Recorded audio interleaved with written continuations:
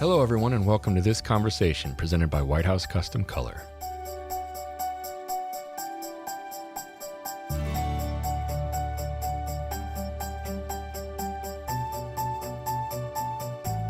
I just tried to get in. I was waiting, and it kept saying connecting.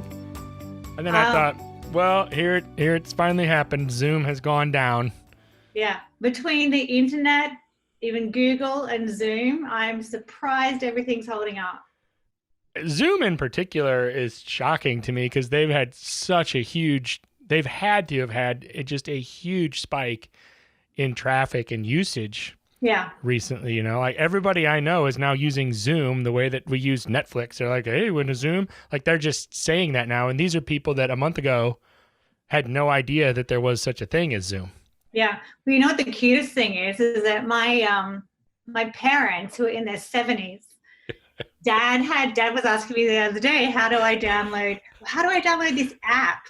And I'm like, what are you talking about, Dad? He's like, Zoom. I said, what do you want Zoom for? And he goes, See? Rotary. He said, my Rotary Club are using it on Thursday night. Instead of meeting, we're going to do a Zoom. My mom's garden club for 70-year-olds. It's crazy. Yeah. And my kids are both using it for school. I mean, everybody is using it now. It's just a thing. My sister's using it for her practice. It's just how people are doing things now. Yeah, it's crazy. But it's crazy. Well, I mean, it's crazy good, I think. It is. No, I don't mean to imply anything other than the fact that it is good.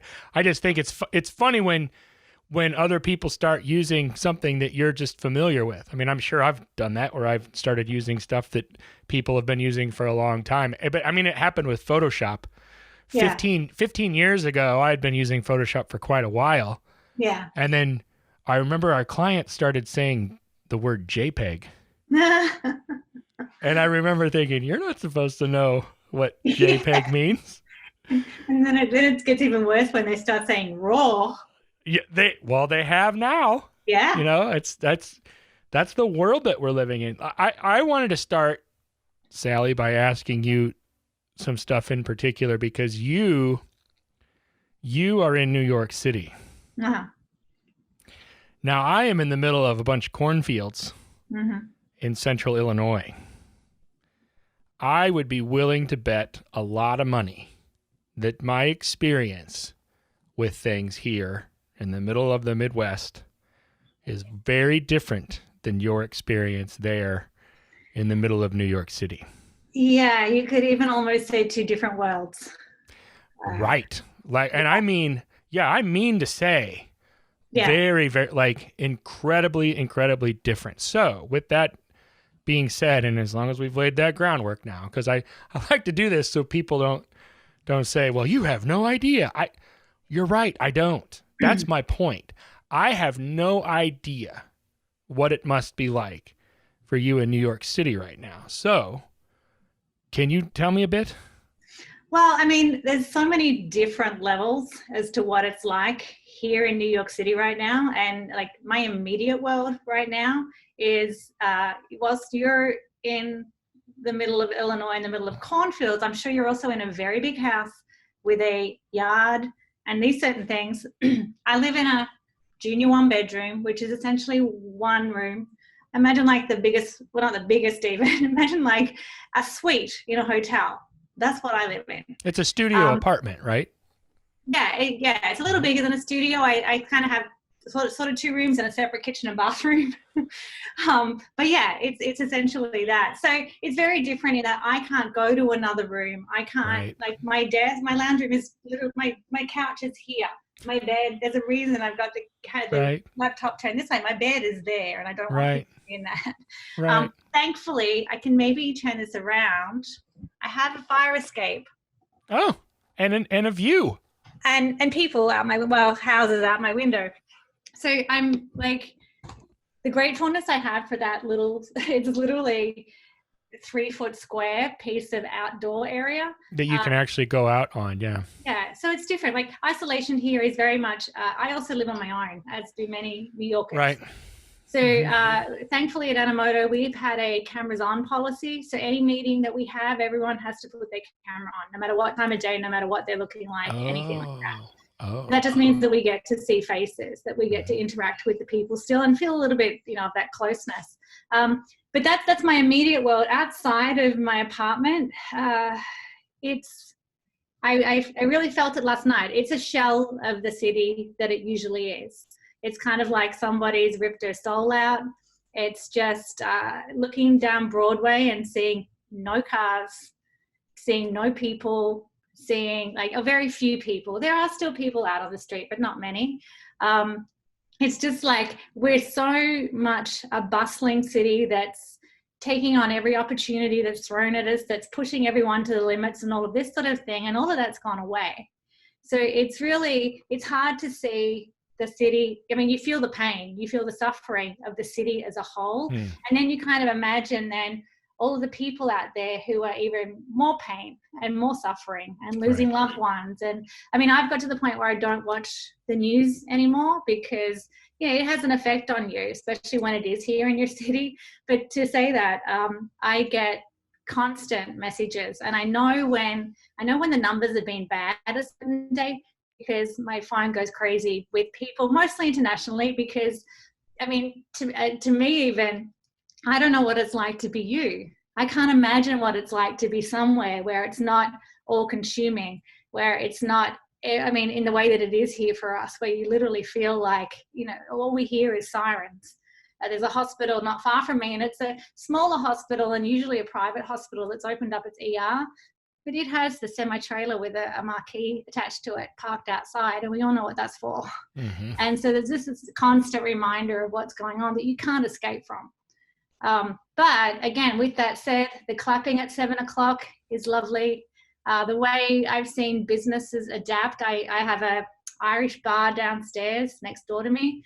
And, I've seen them go through day one when they all had to close their doors. And some tried to stay open and just didn't. I'm thankful that my regular coffee place across the street, they've managed to stay open the whole time. And I can't tell you how that little piece of normality every day that I can go across the street and get my coffee means the world to me. Like, it just means that all is not lost. I can still do something that I used to. The guy next door, I've watched him literally work out, how am I going to get through this? And he's now selling cocktails to go on the street. And he'll open up at 3 p.m, and anyone walking by stops and gets one. He's actually doing deliveries, so people are doing deliveries. But watching these people adapt and make the most of a bad situation and just try to get through it, it's really inspiring and uplifting. And just seeing the community come together has been fantastic. And it's all of these sorts of things that, is the light at the end of the tunnel and in such an awful time for everybody. We know that, here everyone keeps saying this too shall pass, but when it does, I just feel like we'll come out the other end very different. Some of us very scarred, some of us like fighting even more battles when it does all come back. Right. But at the same time, I think we'll all come out of it stronger as well. There's a lot to learn from the situation that we're all in. And I think if we can try to kind of keep that positive outlook and try to learn from it, I think we can all grow as a result. Well, I heard you say the light at the end of the tunnel and this too shall pass, and those are things that I've been saying. I've also been struck by the fact that it's one thing for me to say it. It's another thing for especially somebody in your position geographically to live it. How easy is it for me here in the middle of the cornfields to say, oh, it'll be fine. You just tough it out, but I'm not there where you are. Yeah, and that's where the biggest thing I found is they're more than just words. Like here, you have to think that way. Otherwise, you won't come out the other end as good as you could. And I learned that, thankfully. We're in our 4th week now. We closed down a little bit before the office down before everyone else did. So this is my 4th week working from home. The very first day was the hardest for me. I mean, you know me, I'm a people person. I'm an extrovert. I'm an extrovert in the absolute sense. I get my energy from others. Yeah. And so for me, the idea of working from home, we're now working from home probably till mid-May. So like 10 weeks of working from home on my own that first day I was like, I'm not going to be able to do this. I won't cope. I'm going to fall into a deep depression. Oh my God, what if I can't get groceries? What if I can't do this? Like, I literally, day one, came from a place of absolute fear. And it was awful. It was an awful day. And I went to bed that night feeling awful. It was just horrible. And then I stopped. And when I realized that these thoughts all came from a place of fear and that I needed to turn them around and come from a place of love, and that was all reliant on me. There was like, there's only one person who can control my thoughts, and that's me. Like, there's no one else who can help me with this. So I actually made a very conscious effort to change my thought process and still allow myself to feel those things. But like, if I ever sort of thought, what if the supermarket's closed down and I can't get to the supermarket? I would go, what if they don't? Right. And even just that balance. I like that. Makes a massive difference, because it's very easy for everyone to fall into this sense of doom, of I'm never going to get out of this. My life is ruined, all of these sorts of things. But I learned it in a meditation class that when you find your thoughts going off, just bring it back to center with a bit of balance. So it is that, it's like, you know, what if I never get to see the blue sky again? Well, what if you do? Well, of course I am. So it's been a really good mind exercise from my perspective. And it's been really important to maintain that, because without that, I would not probably be here talking to you. I'd be in the corner in the fetal position or something like that, because it is up to all of us to actually get to that light at the end of the tunnel. Well, you mentioned that again, and I was just going to bring that up. Do you have you gotten to the point, or has the city gotten to the point where you're starting to see what you think is hopefully a peak? I mean, you're certainly not on the other side yet, right? Yeah. But have you started to get a sense that, okay, we're gonna really now start coming down on the other side? Not yet. And that's the thing. That is literally the hope that I wake up every day with. That's what you're waiting for. Yeah. Yeah. The minute we hit the apex that they're talking about, and I knew that like the death toll was getting higher, and stupidly on Sunday night, I watched the news in hope that it was going to be that the numbers are going down. And unfortunately, I heard the opposite. I heard that this is going to be the hardest week that we're going to face. Yeah, I did. I read that. Yeah. This is going to be our 9/11 all over again. Well, again, that sent me spiraling down. It's like, oh no, here we go again. And today is April 7th, just for people's reference. If they see this later, it's April 7th right now. Yeah. So, and I think there was a day when the numbers dropped, but then yesterday they went back up again. So it's as a result, I mean, I'm thankful for our governor. He knows this city so well that he knows what we need, and he knows what we need to hear. He knows that we do live in shoeboxes, and you can't just close down, streets or anything like that, because we will go crazy. But I've actually started following his account to get my updates, because when I do follow the news, it wraps it up in even more terror and fear than I feel like it needs. So with each day, I hope I look at the numbers, and at the same time too, even when they increase, as awful as it is, we're one step closer to them going down. We do know that they'll go down at some stage, and we also know that that day is getting nearer and nearer.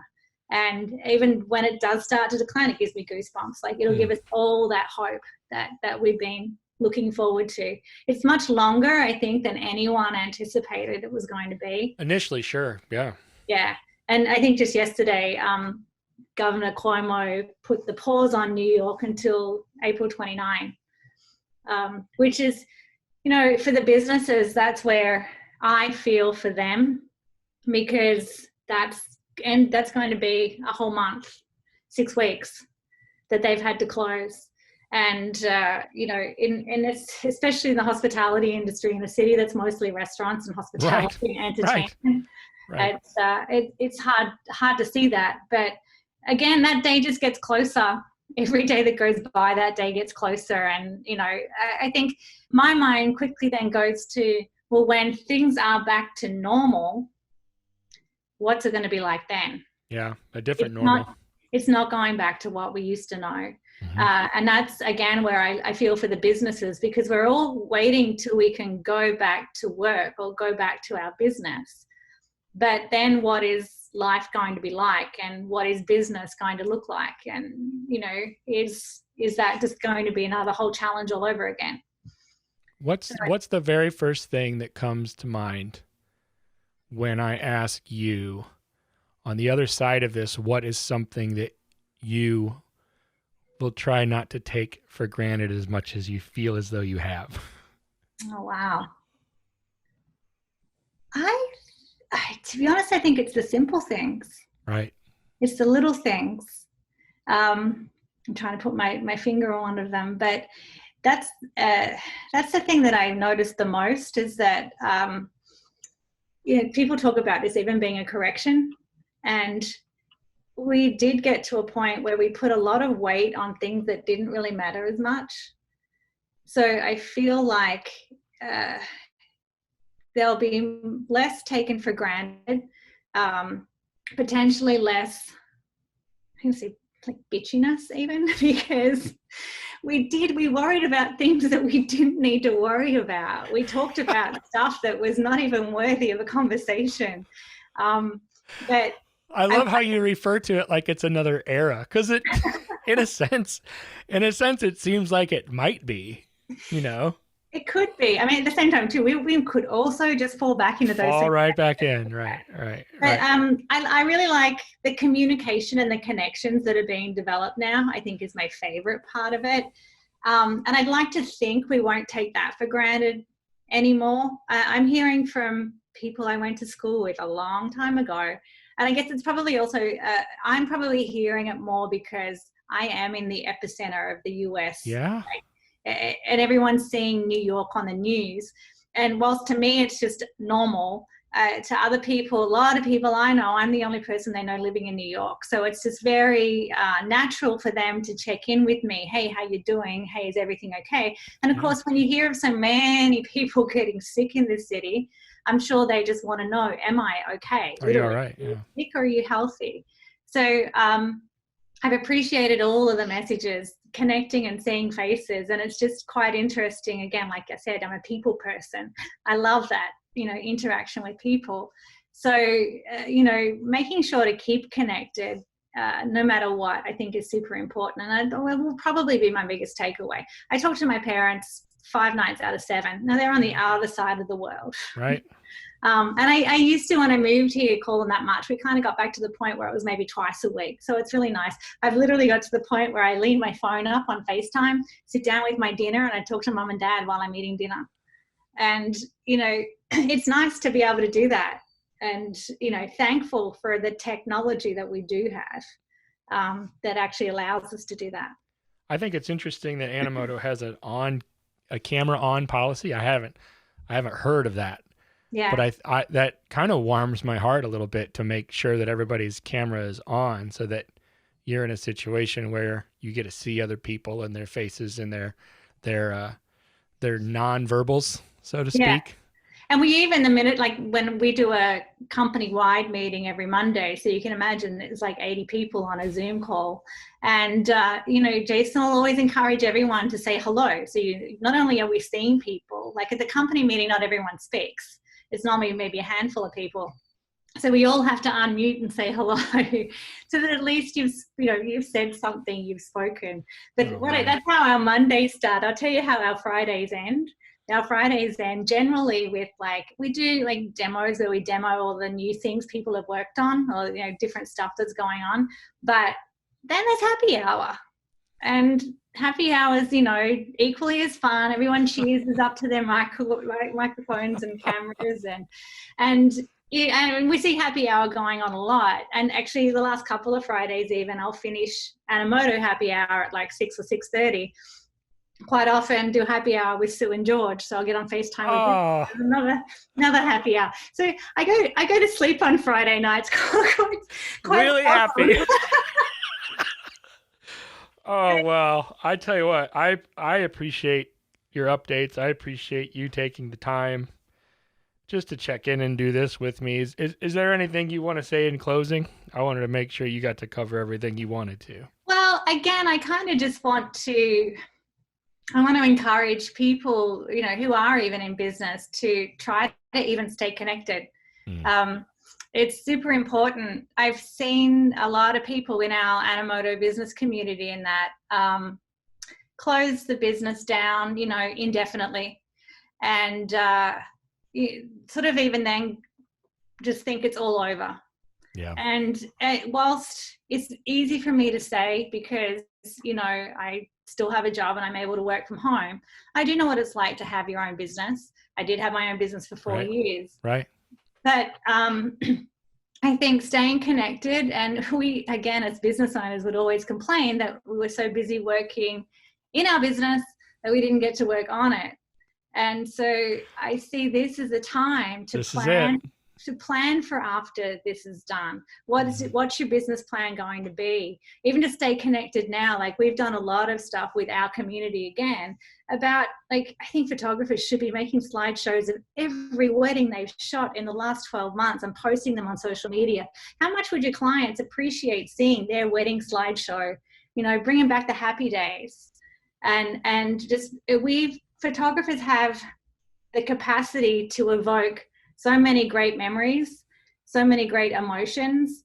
And I want to hope that people are still doing that and still keeping their brand out there, and still sort of, it's also a fantastic time for organic content on Facebook right now because everyone's on Facebook and no one wants to pay for ads because there's so much uncertainty as to what money we're going to have next week. Right. So, I think it's the perfect time. But I think staying connected to your community is extremely important, not just to your friends, but as a business to people outside and beyond that. So that would be, I guess, the other thing too that I've noticed is a lot of people are leaning into nostalgia. Memories, remember when, and all that sort of stuff. I saw a meme today. Aren't we loving the memes, by the way? I love memes. I love them anyway. But I saw a meme today, and it was Leonardo DiCaprio in Once Upon a Time in Hollywood pointing at the TV or something. And it's like me when I see a group of people on the TV. So, like, remembering when we could go to restaurants. Yeah, remember that? Yeah. Remembering that family holiday on the beach, do you remember, like, the wedding we had with all of our loved ones and friends in one room together? Like, we knew it was precious at the time, but when you think about that now, that's how precious is that?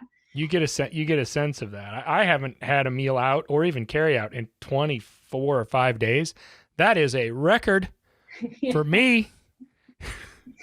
You think it is for you. I live in New York City. We keep sweaters in our oven. It's my wardrobe. We don't cook. Oh, well, I get, you're absolutely right. If I lived there, I would never eat in. Yeah. I'll tell you what, I just want to say thank you for doing this. You look wonderful. Thank you. Your flowers are beautiful. That just puts a smile on my face. Well, they're so they're pretty. Important to keep me happy. Yes. Yeah. I believe that. Well, they're working for me too. Thanks for your time. Thanks for you being you. And please give my best to everybody out there. I will. Thank you. You take care and wash your hands. Oh, yeah. I will. Hey, guys. Thanks for watching this conversation presented by White House Custom Color on YouTube. Be sure to check out our other content and click that subscribe button right there. Right. Right there. It's there somewhere.